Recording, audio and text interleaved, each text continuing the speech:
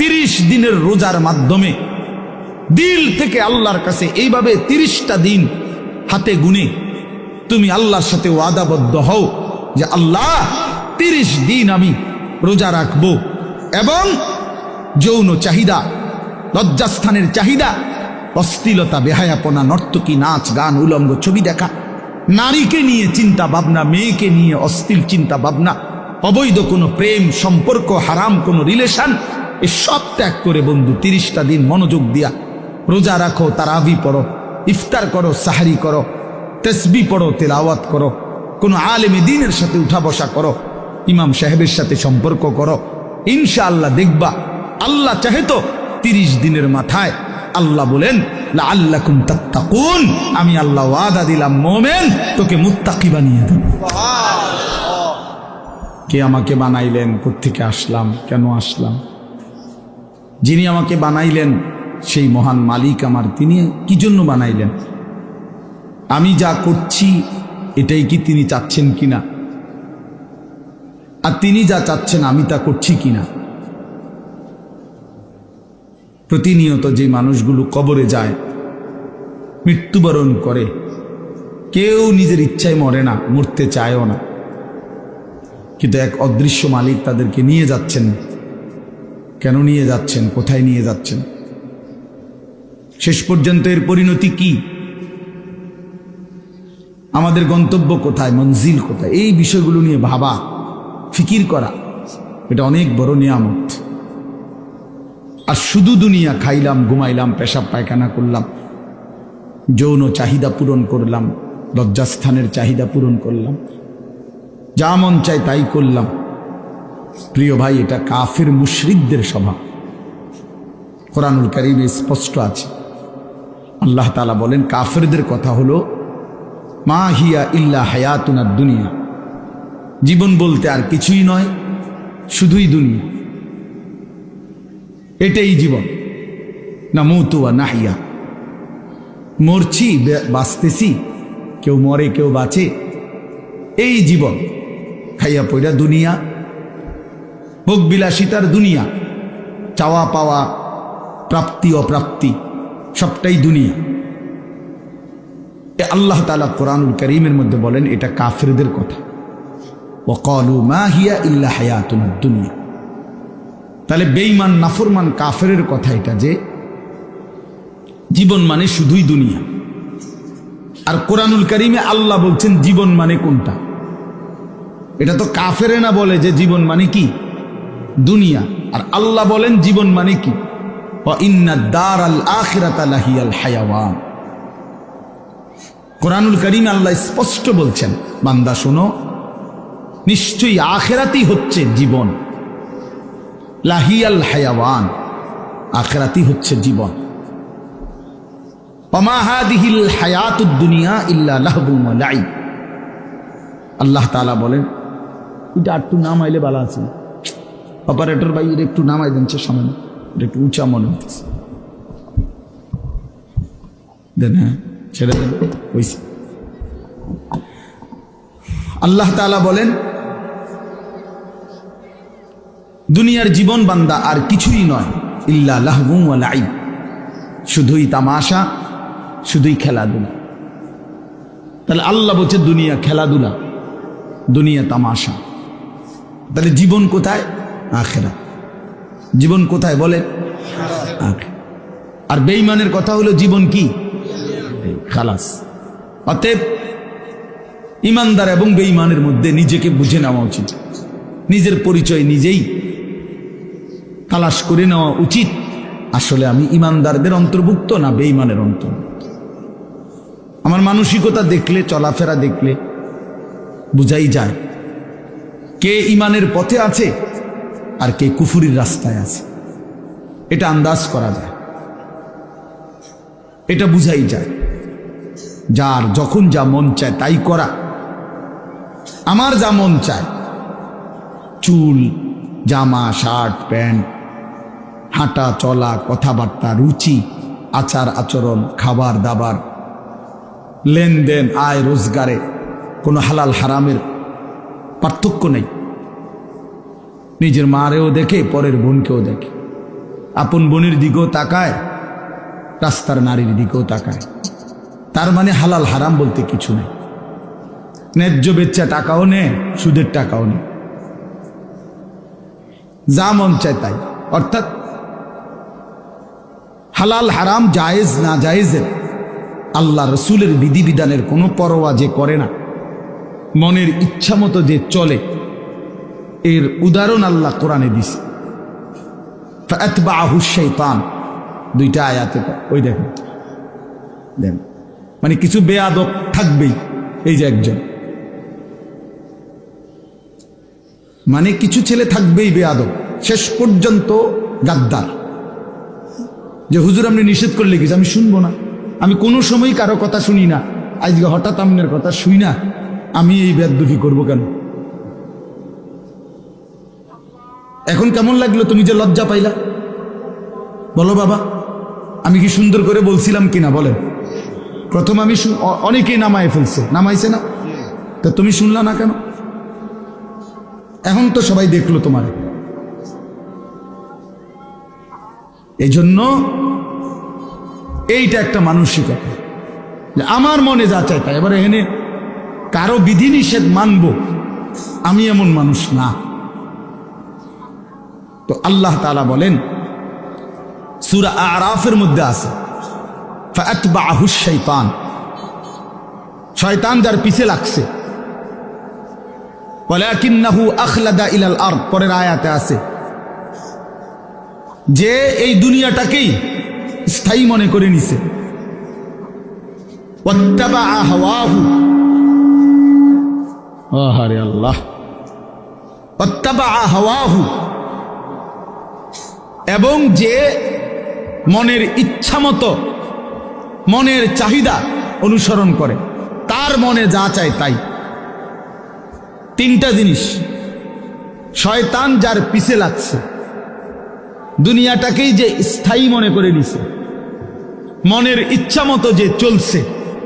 প্রিয় বাপ, সবাইকে বলি, আমাকেও বলি, আপনাদেরকেও বলি, আল্লাহর কসম কোরআনে বলছি, এখানে সব আলেম হাফেজ আছে, আর হাফেজ তো এনে বসাই, হাফেজ গড়ার কারিগর। তো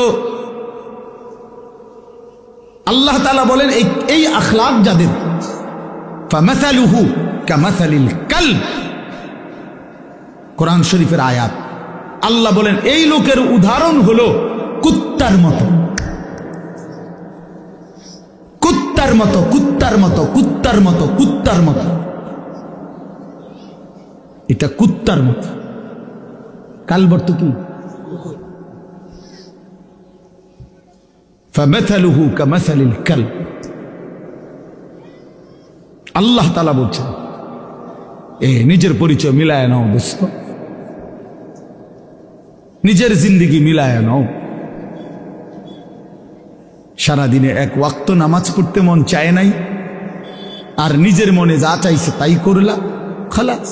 নিজের পরিচয় হিসাব করে নিলে ভালো। আল্লাহ তাআলা পরিচয় দিছে, ফামাসালুহু কামাসালিল কালব, তার উদাহরণ কুত্তার মতো। ইন তাহমিল আলাইহি ইয়ালহাস আও তাতরুকহু ইয়ালহাস। আল্লাহ বলেন কুত্তার স্বভাব, দৌড়ানি দিলেও জিব্বা লম্বা করে হাঁফায়, ছাইরা দিলেও জিব্বা লম্বা করে হাঁফায়। কুত্তা দাঁড়াইয়া থাকলেও জিব্বা লম্বা করে, শ্বাস নেয় এরকম করে, আর দৌড়ানি দিলেও জিব্বা লম্বা করে শ্বাস। অর্থ হইল পাইলেও জিব্বা লম্বা করে, না পাইলেও জিব্বা লম্বা করে, জিব্বা লম্বা করে। এই জন্য দোস্ত, আল্লাহ তাআলা স্পষ্ট পরিচয়। এরপরে যদি কারো লজ্জা না হয় তো তারে আর কি করব? এরপরে যদি কারো বিবেক না থাকে যে আরে যা বেটা, আমার কুত্তা কক, শুয়োর কক, আমার বেডি আমি সামু, আমি মোবাইলে সামু চাই, আবার কি তাক মানুষ কক না গরু নাহলে ছাগল, আমি নারী দেখবই, আমি ছবি দেখবই, আমি অশ্লীল দৃশ্য দেখবই, আমি সেজদা দেব না। আরো যদি আমারে যদি কুত্তার তুলু নিচে নামায় দেও, আমি নিলাম না, আমার গায়ে লাগাইলাম না, আমি আমার মতো চলবই, তো ঠিক আছে ভাইয়া, ঠিক আছে। লাস্তা আলাইহিম বিমুসাইতির। আল্লাহ বলছে নবী আপনি কারো উপরে বল প্রয়োগকারী না, যে তারে যাইত্যা দইরা নলে তোর কল্লা হালাই দেবো তুই যদি নামাজ না ফরস, এমন এমন জিম্মাদার আপনি না। কথা বুঝেন নাই? সর্বোচ্চ বলা, সর্বোচ্চ পৌঁছিয়ে দেওয়া। ইন উরিদু ইল্লাল ইসলাহা মাস্তাতাতু। আল্লাহ বলছে নবীরা বলতেন হে আমার জাতি তোমাদের সংশোধন চাই আমার সাধ্যে যেটুকু আছে এটুকু দিই। মাস্তাতাতু অর্থ হলো আমার সাধ্য মতো, আমি যেদূর পারছি এদূর, আমি যেদূর বলার সুযোগ পাইছি এদূর, যেদূর চেষ্টা করছি বুঝাইতে এদূর, এরপরে আর কিছু করার নাই। তুমি যদি নিজেই নিজেকে বরবাদ করে দাও ঠিক আছে, ঠিক আছে ভাইয়া চলো, অসুবিধা কি? কারো দিনই থামে না, কারো রাতই আটকায় না, কেউ কারো জন্য দুনিয়ায় থামে না। আমার মৃত্যু তোমার লেগে আটকাইবে না, তোমার মৃত্যু আমার জন্য আটকাবে না, কারো জন্য আটকাবে না। প্রত্যেকেই একদিন আপন গন্তব্যে আপন কবরে ফিরেই যাবে। আর কেউ না মরলেও আমি মরে যাব, আমি না মরলেও তুমি মরে যাবে, মানে কেউ কারো জন্য আটকাবে না। এই জন্য দোস্ত এটা কোরআন থেকে বললাম।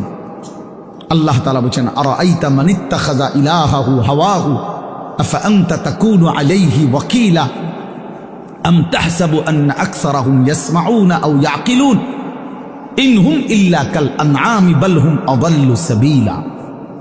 অর্থ হলো, সংক্ষেপে বলতেছি, একই কথা। আল্লাহ বলছে মনের ইচ্ছাকে যে নিজের খোদা বানিয়ে ফেলছে, আল্লাহ বলে তার পরিচয় আর কিছুই নয়, শুধুই জানোয়ার। ইনহুম ইল্লা কাল আনআম, সে আর কিছুই নয়, শুধুই জানোয়ার। আনআম মানে কি? চতুষ্পদ জন্তু, এটা না? বাল হুম আযাল্লু সাবিলা, আল্লাহ বলেন বরং সে জানোয়ারের চাইতেও বেশি পথ হারা, গুমরা। কেন? এক কুকুরও বুঝে এই লাঠিটা যে উঠাইছে ওটা দিয়ে আমারে মারবে, তাই জন্য কুকুর ভাগ্যা যায়। তাহলে কুকুরেরও এদূর আকল আছে যে আমারে এই লাঠির থেকে বাঁচা উচিত, কিন্তু এই জানোয়ারে, এই চতুষ্পদ জন্তু বুঝে না যে এই গুনাহ আমারে জাহান্নামের আগুনে জ্বালায়ে ফেলবে, এটাও যে বুঝে না, এতটুকু আকলও যার কাজ করে না। এই জন্য আল্লাহ বলছে বরং সে জানোয়ারের চাইতেও বেশি পথ হারা। বাল হুম আযাল্লু সাবিলা, জানোয়ারে যেদূর রাস্তা চিনে, আল্লাহ বলছে এদূরও চেনে, এতটুকু চেনে, তার চাইতে বেশি পথ হারা, তার চাইতে বেশি পথ হারা। হাইওয়ান জানোয়ার তো এটা বুঝে যে আমার উপরে শরীয়তের কোনো বিধানে নাই, তো আমার আর হালাল হারাম কি? কথা বোঝেন না? গরু ছাগলের কোনো হালাল হারাম কিছু আছে? পাক নাফাক কিছু আছে? জায়েজ না জায়েজ কোনো কিছু আছে? আখেরাত পরকাল বিচার আচার মিজান ফলসেরাত এটা কিছু আছে? কিচ্ছু নেই, কিচ্ছু নেই। তাইলে কুকুর খারাইয়া মুতলেই কি, বইয়া মুতলেই কি? কিন্তু মানুষ নামের এই কুকুর খারাইয়া মতে কেন? মানুষ নামের এই কুকুর খারাইয়া মতে কেন? অর্থ অসুবিধা নাই, প্রকৃত কুকুর তো খারাইয়া মুতলে ঠ্যাঙালগি দিলে তার জন্য তো এটা গুনাহ না, কারণ তার তো গুনার কোনো সিস্টেমে নাই। কিন্তু মানুষ নামের এই কুকুর যে খারাইয়া মতে, তার তো গুনাহ হয়। তাহলে বোঝা গেল সে তো ওই চতুষ্পদ জন্তুর থেকেও বেশি পথ হারা। প্রিয় বন্ধু, নিজের উপরে দয়া করো, নিজের উপরে রহম করো। প্রিয় সাথী নওজোয়ান, নিজের ভালো বুঝো। এই জন্য বললাম আত্মপরিচয়, আত্ম উপলব্ধি অনেক বড় নিয়ামত। নিজেকে বুঝা, নিজেকে চেনা, আত্মসম্মান। মানুষের আত্মসম্মান বড় সম্পদ। অনেক মানুষ আছে পৃথিবীতে আত্মমর্যাদার কারণে প্রয়োজনে না খাইয়া মরে যায়, কিন্তু মাথা নোয়ায় না কারো কাছে। প্রয়োজনে সে মরে যাবে, কিন্তু হাত পাতবে না কারো কাছে। সাহারায় ওরা ধুকে মরে, তবু পড়ে না শেকল পদ্ধতির। এটা আমরা কবি নজরুলের কবিতায় পড়ছিলাম যে কেন আল্লাহ তাআলা নবী সাল্লাল্লাহু আলাইহি সাল্লামের জন্য মক্কার কুরাইশদেরকে অধিকাংশ সাহাবী হিসাবে নির্বাচন করলেন কেন? পৃথিবীতে একমাত্র জাতি ছিল মক্কার কুরাইশরা, যারা প্রয়োজনে সাহারা মরুভূমিতে মরে যাবে দুকে দুকে, কিন্তু কারো গোলামি, কারো সামনে ঘাড় নোয়ানো, কারো পরাধীনতা স্বীকার করা, এইটা তাদের স্বভাবে ছিল না। এই জন্য আরব উপদ্বীপে এই মক্কার জনগোষ্ঠীর উপরে তৎকালীন যুগে দুইটা সুপার পাওয়ার ছিল। একটা ছিল রোম সাম্রাজ্য, একটা ছিল পারস্য সাম্রাজ্য।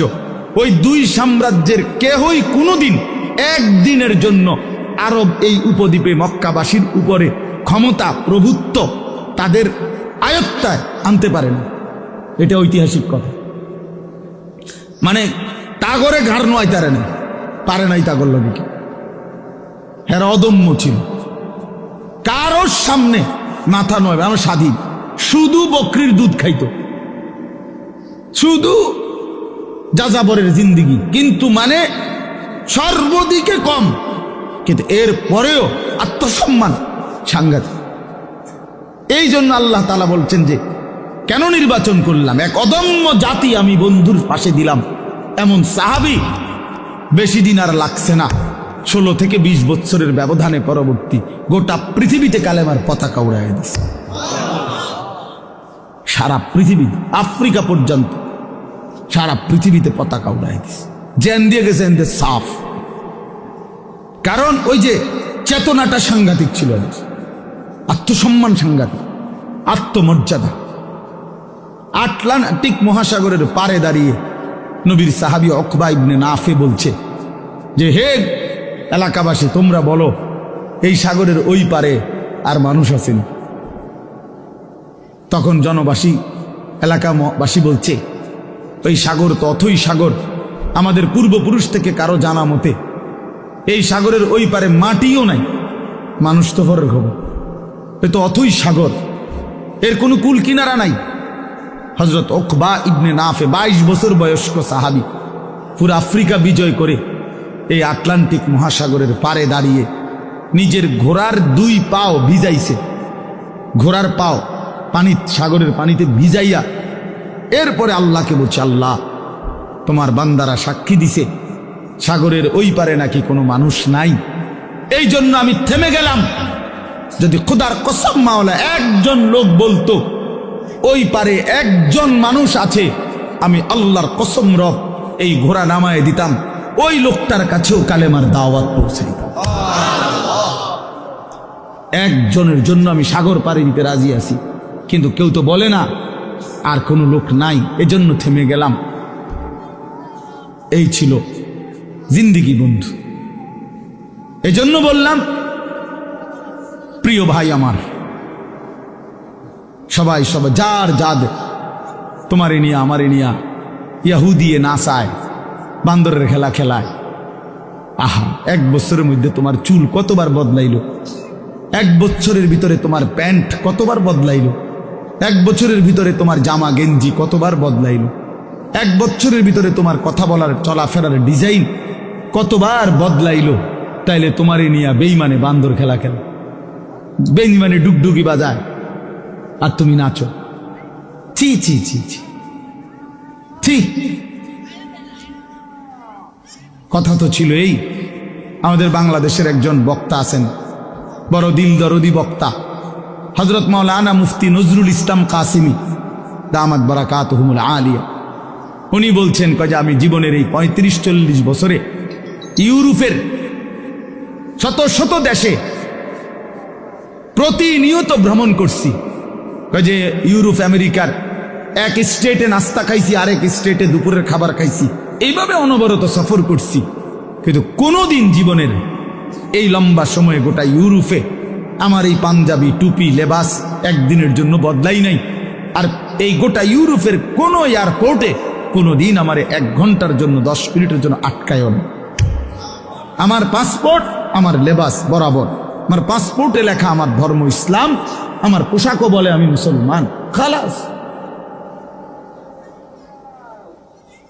আমার আটকায় নাই। এই জন্য দোস্ত আমার, বন্ধু আমার, আত্মমর্যাদা, আত্মসম্মান অনেক বড় সম্পদ।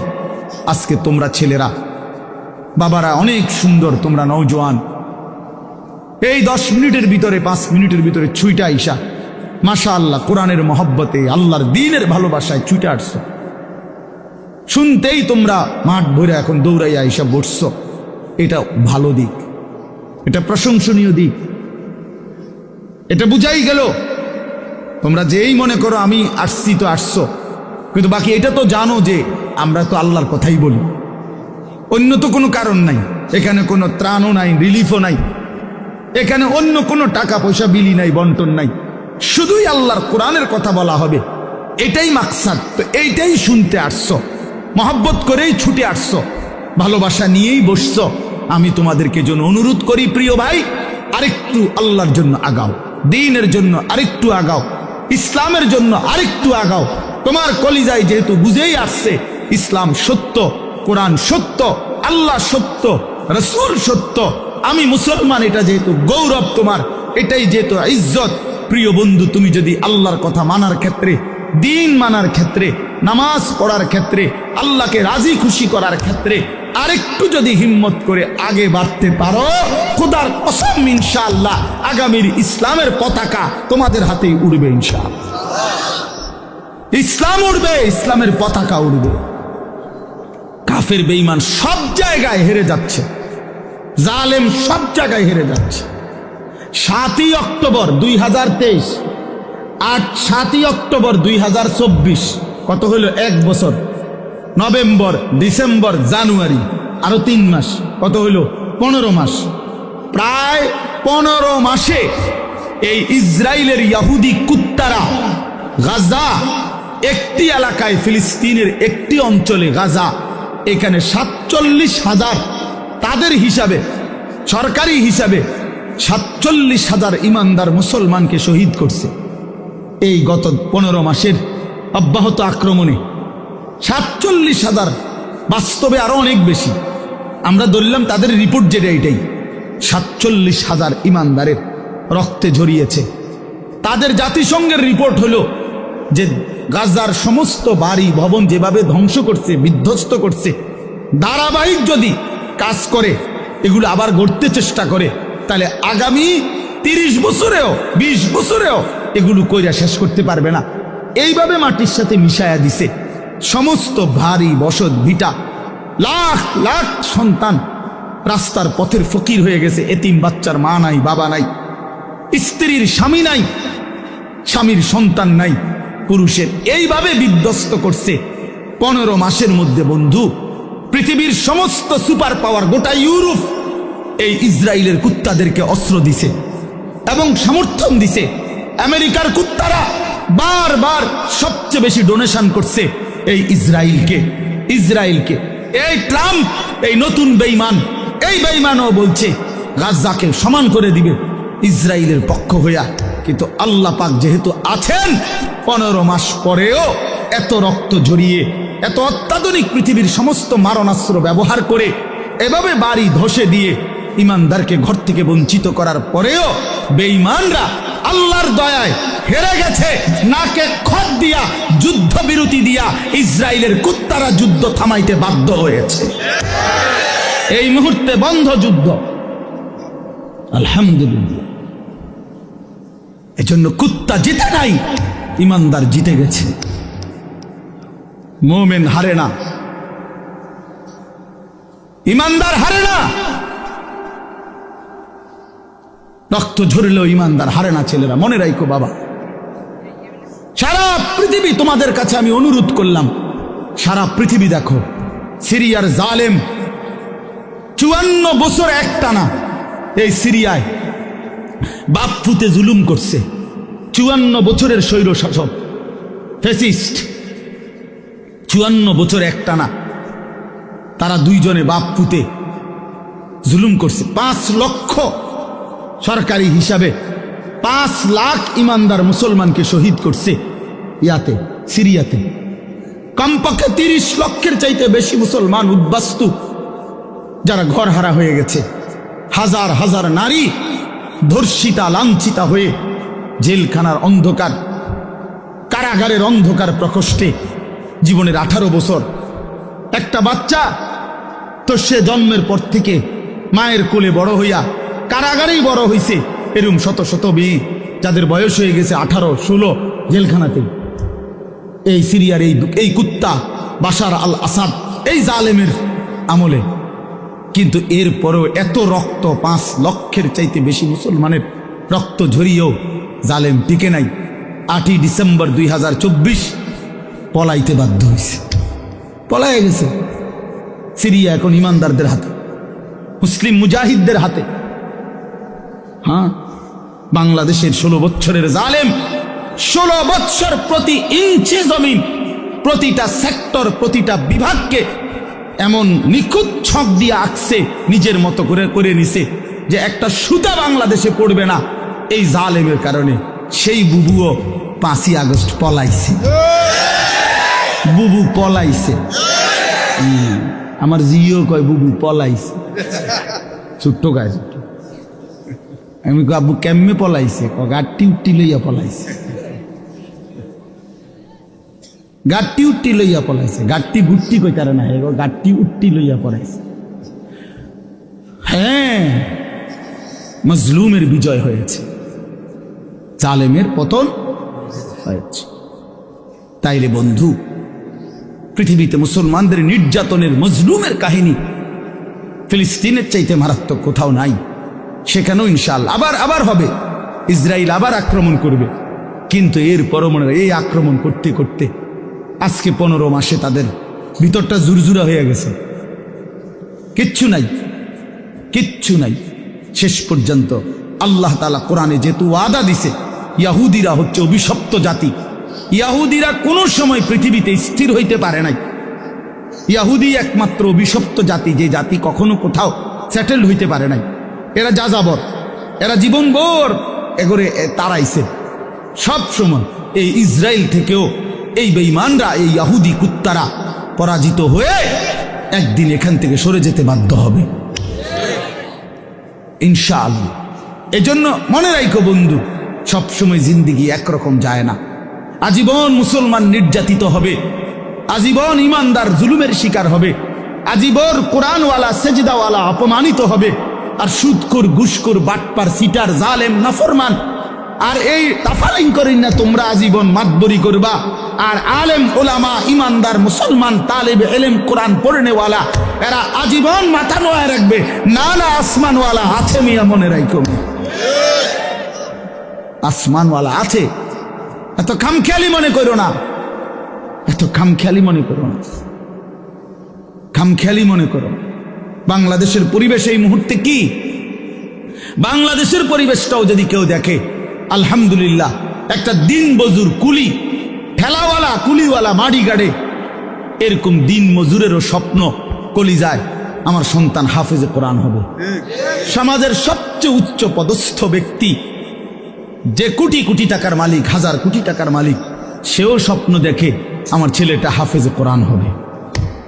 বারবার, একবার না, 2বার না, সারা পৃথিবীর বুকে বাংলাদেশ যদি আজকের পৃথিবীতে পরীক্ষা জরিপ নেয় যে একটি মাত্র বিষয়ে বাংলাদেশের বারবার ফার্স্ট হইছে সারা বিশ্বে, এটা একটাই মাত্র বিষয় যেখানে প্রত্যেকবারে বাংলাদেশ বিশ্ব চ্যাম্পিয়ন, বিশ্বে প্রথম 70 দেশে, 90 দেশে, 110 দেশে, সেটা কোরআনুল কারীমের হাফেজ, হেফজে কোরআনের মাধ্যমে। আমার দেশের হাফেজে কোরআন যাদের মাতৃভাষা আরবি, আহলে লিসান আরব, আরব, সেই আরবের অসংখ্য দেশকে পিছে ফেলে বারবার অনারবি, আরবি যার মাতৃভাষা না, এমন সন্তান বাংলাদেশের বারবার কোরআনুল কারীমের হিফজ প্রতিযোগিতায় ফার্স্ট হচ্ছে। সেদিন আল্লামা খালেদ সাইফুল্লাহ আইয়ুবী সাহেব বলতেছিলেন, আমার দেশের তাকরিম, যেই ছেলে বারবার সারা বিশ্বে স্বর্ণ পদক পাইছে, হাফেজ সালেহ আহমদ তাকরিম, উনি বলছেন যে আমার স্বপ্ন যদি কোনোদিন কাবা শরীফের মধ্যে আল্লাহর ঘরে কোনোদিন অনারবি কোনো ইমাম রাখে, তো হতে পারে একদিন তাকরিম আগামী দিনে কাবার ইমাম হবে। আর এটা আল্লাহর জন্য অসম্ভব, আল্লাহর জন্য অসম্ভব, এটা সম্ভব। ওমা যালিকা আলাল্লাহি বিআজিজ, আল্লাহর জন্য অসম্ভব না বন্ধু। ইনশাআল্লাহ দেখো, আব্দুল মালিক হাফিজাহুল্লাহ, হযরত মাওলানা আব্দুল মালেক ওনার আব্বা বলতো, আমাকে কুমিল্লার আকশামের মানুষ, জাতীয় মসজিদ বাইতুল মোকাররমের এখন যিনি খতিব, পৃথিবীর এমন কোন আরব দেশ নাই যেই দেশের ওলামায়ে কেরাম ওনারে চিনে না। বাংলাদেশে তিনি যদি পরিচিত হয় 10%, আরব বিশ্বে তিনি পরিচিত 90%। পৃথিবীর আরব দেশের বহু ইউনিভার্সিটিতে এই হযরত আমার দেশের বাইতুল মোকাররমের খতিব যিনি বর্তমান, ওনার কিতাব, আরবি লিখিত বই কিতাব পৃথিবীর আরব দেশের ইউনিভার্সিটির সিলেবাস ভুক্ত। আল্লাহর কসম, আল মাদখাল উসুলে হাদিসের এক কিতাব সারা পৃথিবী পড়ে, এত সুন্দর, এত জামে, মানে উসুলে হাদিসের কিতাব আর পৃথিবীতে নাই। মানে হাদিসের বিষয়ের যত নিয়ম কানুন, হাদিস শাস্ত্রের, এটার উপরে ওনার লিখিত কিতাব, অনেক কিতাব, অনেক কিতাব। আমি বলতেছিলাম ওনার আব্বা হযরত মাওলানা শামসুল হক রাহমাতুল্লাহ আলাইহি, ওনার বাবা আজীবন যেই মাদ্রাসায় মুহতামিম ছিলেন, আমি ওই মাদ্রাসায় মাহফিল করছি, বয়ান করছি, তো ওইখানে গিয়ে শুনছি। ওই বাবাই একটা ঘরও দেখছি, ওনার পুরান একটা টিনের ঘর। তো ওনার আব্বা বলতেন সবসময়, হ্যাঁ আব্দুল মালেক, তোরে লইয়া আমার বেশি চিন্তা, তারে দিয়া কি হইব, তারে দিয়া কিতে হইব, মানে তে কেমনে চলবো ভবিষ্যতে। ওনার আব্বাই বলে, বেশি কি করছে, চিন্তা করছে। আব্দুল মালেক এখন জাতীয় মসজিদের খতিব। এই জন্য দোস্ত বন্ধু, ইনশাআল্লাহ ইসলামের বিজয় হবে, আগামীর সময় কালেমার বিজয় হবে, কালেমার বিজয় হবে। এই জন্য দোস্ত বন্ধু, নওজোয়ান কিশোর, নষ্ট হইও না, চরিত্রহীন হইও না। এত সহজে, এত অল্প বয়সে 16 বছরে চরিত্র এভাবে নষ্ট করে দিলা, মাত্র 18 বছর বয়সে এত নারী দেখে ফেললা, মাত্র 18 বছরে এত উলঙ্গ ছবি দেখে ফেললা, বাকি জীবন কি করবা বাবা? হ্যাঁ, মাত্র 18 বছর বয়সে এত জিনা ব্যভিচার দেখে লাইলা, ছি ছি ছি, বাকি সময় কি করবা বাপ? বাকি সময় কেমনে চলবা আব্বা বলো? এত অল্প বয়সে এত নোংরা হয়ে গেলা, এত কম বয়সে এত চরিত্রহীন হয়ে গেলা, সারাদিন নারী ছবি কি দেখো মোবাইলে তোমরা, আমরা বুঝি না বাবা। কতবার চুলের ডিজাইন বদলাইলা বাপ, কারে দেখাইতা? কয়জন বেড়ি তোমার বাইতে আইছে? তুমি যে এতবার ডিজাইন বদলাইলা, কেডা আইছে তোমার সেহুনি? হ্যাঁ, সিনেমার কোন নর্তকী তোমারে ফোন দিছে তাই শুনি? তুমি যে বেড়িরে দেখা আখলাক নষ্ট করতেছ, চরিত্র নষ্ট করতেছ, শরীরের যৌবনটা শেষ করতেছ, নিজের হাতকে লজ্জাস্থানের গুনাহ করে নষ্ট করে দিতেছ। প্রিয় বন্ধু, এর চাইতে বেশি তো আর বলতে পারি না। কিন্তু বিনিময়ে কোন নর্তকী তোমার বাড়িতে আসছে? হ্যাঁ, সিনেমার কোন নর্তকী, হিন্দি সিনেমার কোন নর্তকীরে তুমি চিনছ বলো ভাইয়া? কেন আখলাক নষ্ট করে দিলা? কেন চরিত্র নষ্ট করে দিলা? কয়জনে নামাজ পড়ছো আজকে, মাগরিবের নামাজ বলো ভাইয়া? আমরা তো আলহামদুলিল্লাহ আল্লাহর দয়ায়, আমার একদিনের ব্যস্ততা দেখলেও তো আপনি মাথা ঘুরাইব, কিন্তু এই ব্যস্ততার ভিতরে দিয়েও তো মাগরিবের নামাজ হতো। আমার এখানে এসে মাহফিল ধরতে হবে। আমি আনোয়ার ভাইয়ের সাথে কথা বলছি আসরের সময় যে ভাই আমার একটু দেরি হইব, মেহমান আসছে, মাদ্রাসায় জরুরি কাজ ছিল আমার, কিন্তু আলহামদুলিল্লাহ ব্যস্ততা ঠিক আছে, কিন্তু জামাত, মাগরিবের নামাজ তো জামাতে পড়ছি। ওই দৌলতপুরের একটা গ্যাস ফিল্ড আছে, এটার মসজিদ। কেমনে নামাজ ছেড়ে দিলা ভাইয়া? চেহারা সুরত দেখলেই তো বোঝা যায় কতদিন হয় নামাজ পড়ো। ওফ, আল্লাহকে ডাকো না, তে আল্লাহকে এমনি ভুলে গেলা, রাসূলকে এভাবে ভুলে গেলা, ধর্মকে এভাবে অপমান করলা।